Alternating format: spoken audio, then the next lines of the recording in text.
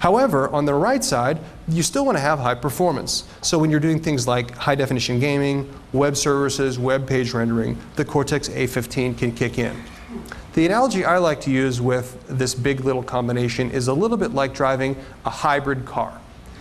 Hybrid cars are great. They deliver wonderful gas efficiency and saves you a lot of money when you're operating them. But they don't have a lot of performance. But wouldn't it be great if you had a hybrid car that also had a Ferrari engine underneath the hood? And when you press down on the gas, you get the performance of a Ferrari car, but just when you need it. And then you go back to the efficiency of your hybrid car. And that's the kind of benefits you get out of this big little combination. Continuing on into the rest of the Cortex lineup, the Cortex-R family for real-time applications is still a very, very popular core. The Cortex-R processor, R4 processor, is the leading processor today in 3G modems, storage applications, things like electronic control systems in cars, and so on. But we're continuing to innovate in the Cortex-R family as well. On the right side, you see the new Cortex-R5 processor that we delivered at the end of last year, which is available as an improvement over Cortex-R4 and has a number of significant advantages to our customer. And available later this year, Cortex-R7 will deliver a significant increase in performance in the R family with a high-performance dual-core configuration, full coherency support, and special things like a low-latency, tightly coupled memory port, and so on, things like hard error control support. That'll be coming out later this year and will specifically target things like 4G and LTE advanced standards. This broad range of capabilities in the Cortex-R series means ARM can drive a wide range of applications across the real-time control space. Finally, the Cortex-M family extends ARM into the important microcontroller space. From a sheer unit volume shipment, Cortex-M is a gigantic market, as Tudor introduced. We're also seeing very strong growth in the Cortex-M family this year, with over 100 licensees accumulated to date.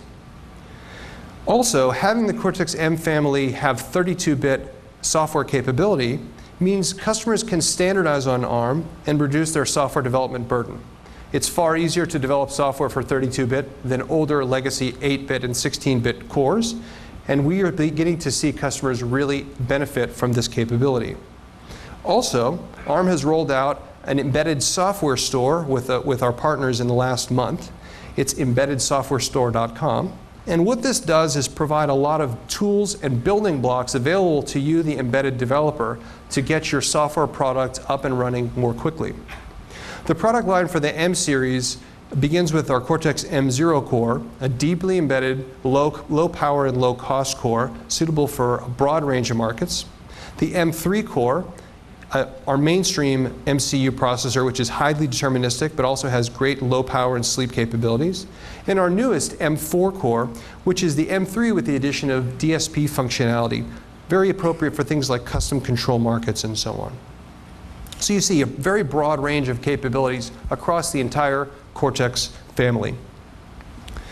Let's continue on into the GPU section. When you think of GPU, the first thing that comes to mind is games. And of course, games are important. But we actually think that it's more than just games. We think that GPU is bringing visual computing to life in everything you see. Think about things like augmented reality or better user interfaces. All of these require continued improvements in a GPU technology. And by combining the right ARM CPU with the right ARM GPU in a configuration that's very efficient in collaboration, it puts massive amounts of compute power in the hands of the software developer. So we see Mali as bringing visual computing to life over a broad range of applications. It's growing very rapidly in proliferation in 2011. And we see a broad range of markets beginning with things like car navigation, smartphones like the Samsung Galaxy S2 and an ST Ericsson platform as well with Mali, the newest Mali core, tablets based on a chip from Amlogic, high-performance smart televisions from Samsung and Skyworth, just as some examples of the Mali design wins available today. But this is just the beginning. Today we see in 2011 tens of millions of units shipped of Mali graphics, and we rapidly see a growth to hundreds of millions of units by 2014. And the background of this growth is the insatiable desire for graphics improvements. We see this coming from two major areas. First, more pixels. We're seeing screen sizes increasing and screen resolutions and density increasing so that there are more pixels on the screen. Next year, we expect to see the first 1080p tablets coming out, and digital televisions are rapidly moving at the high end towards the 4K high-definition DTV standard. The second is, consumers are having an expectation now where everything should be high definition. They expect things to be more vivid, more photorealistic, and that means more math and more features must be driven by the graphics to be able to enable this. Let's look at this, by the way, is supported directly by industry standard application APIs like OpenGL or Microsoft DirectX that's enabling this advanced content to be driven more rapidly. But it also has a high demand on the graphics processor itself. And let's look at a specific example. Consider first this game, and this makes very good sense after Mike Rayfield's introductory keynote. Here's a game that came out in 2006. This is based on OpenGLES 1.1. This is a standard old generation mobile handheld game. Compare that with a game we showed a demonstration of this year, which is just rolling out from Mali, called Eon Sky from Sixits, and this is based on GLES 2.0. Finally, compare that with an extremely high performance game.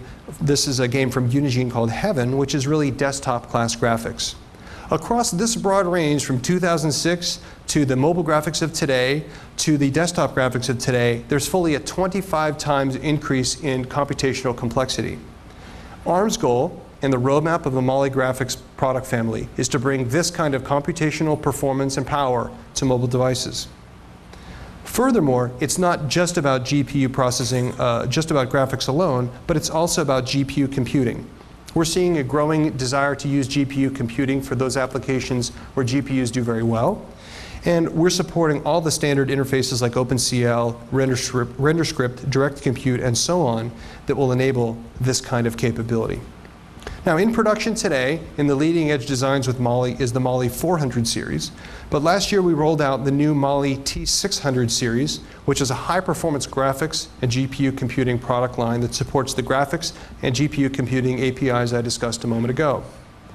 The first in the series launched last year was the Mali T604 series, which is a high performance scalable graphics configuration that supports between 1 and 4 shader cores. Just this month, I think it was 2 weeks ago, we launched the Mali T658 core, the extension of the 600 family. This makes two important improvements in the Mali T600 series. First, it doubles the ALU performance per core, and it increases the number of cores maximum from 4 to 8. The result is up to a 10 times increase in performance over Mali 400, while at the same time having a common software platform.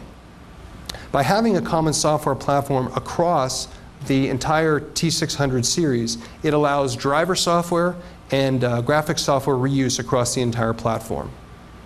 But T658 is not just about increased performance. It's also about increased energy efficiency. It includes a highly efficient job scheduler that will automatically load balance between the GPU cores and will also help offload the CPU and load balance between the GPU and the CPU. And we tend to talk a lot about hardware, but it's also important to remember the software ecosystem as well. Mali's ecosystem is strong and growing and contains a broad set of software partners that drive a number of key areas, both we try to educate customers, work to optimize graphics software, and create examples for the market. For example, we mentioned the Eon Sky game a moment ago from Unity and Sixits. This was developed in a partnership between ARM and the graphics company exclusively for Mali. In a similar way, we're working in a partnership with a company called Metaio, which is one of the leaders in augmented reality. And what they're going to be doing is bringing the kinds of augmented reality where you hold your phone up and you see a picture of the street, and lit up on the picture of the street is a sign that says, here's a great place to get good noodles. That kind of capability is going to become second nature in the future, and ARM is looking to drive that kind of software content and capability. So now let's move into the next phase of the system. We're moving down now one layer in the stack and say we have all these GPU and CPU capabilities, but we want to connect them together to get high efficiency. To make this work, we need ARM's Core-Link system IP solutions. Core-Link IP connects the system components together and accomplishes both efficiency, power efficiency, performance efficiency, while at the same time simplifying the programmer's software burden. And a key goal is enabling these distributed multi-core architectures that we've talked about, while at the same time ensuring scalability and providing a coherent, unified memory space. So let's look specifically at the Core-Link 400 series, which is a key focus of this year. Core-Link 400 series provides a full range of high-performance and power-efficient components to connect the system together. And let's look at each of them in turn. The first is the CCI 400 Cache-Coherent Interconnect System.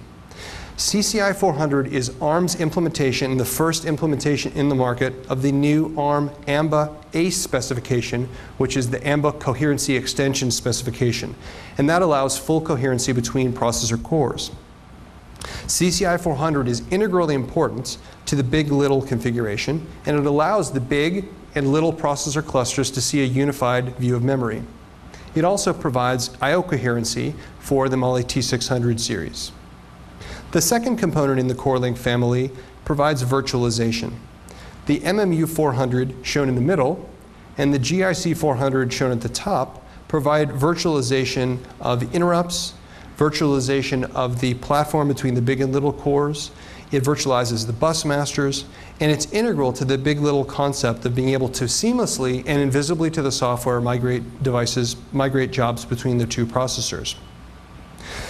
The next important component is the memory subsystem.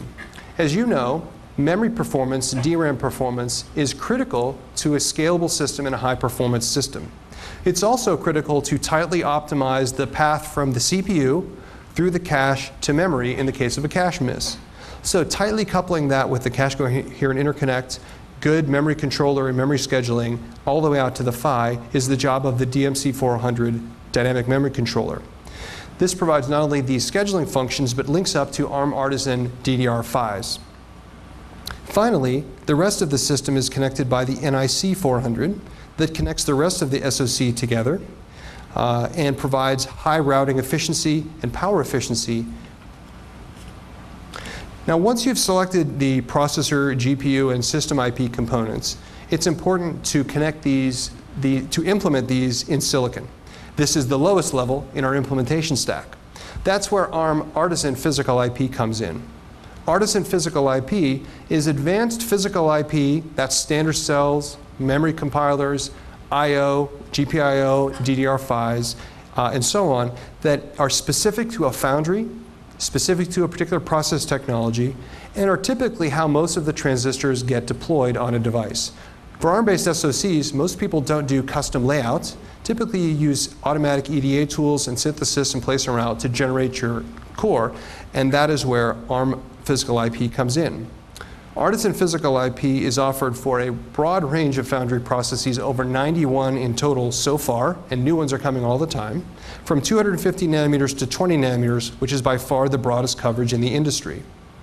ARM also has the unique capability in physical IP to do custom optimizations for ARM cores.